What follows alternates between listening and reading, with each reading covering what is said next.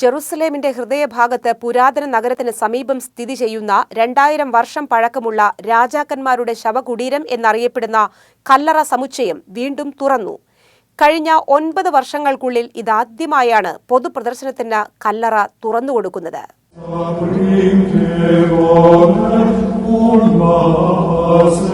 ബൈബിളിലെ പഴയ നിയമത്തിൽ വിവരിക്കുന്ന രാജാക്കന്മാരായ ദാവീദിനെയും സോളമനെയും അടക്കം ചെയ്തിരിക്കുന്ന സ്ഥലമാണെന്നാണ് പുരാവസ്തു ഗവേഷകനായ ഫെലീസിയൻ ഡെ സോൾസി പറയുന്നത്.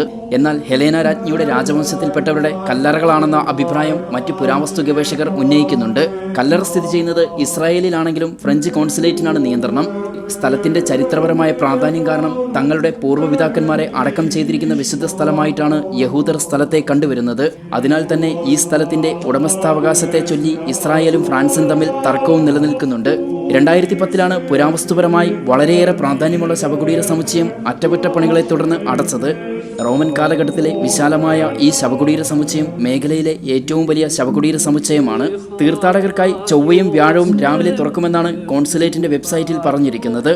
45 മിനിറ്റ് നേരത്തേക്ക് 15 പേർക്ക് മാത്രമാണ് പ്രവേശനം.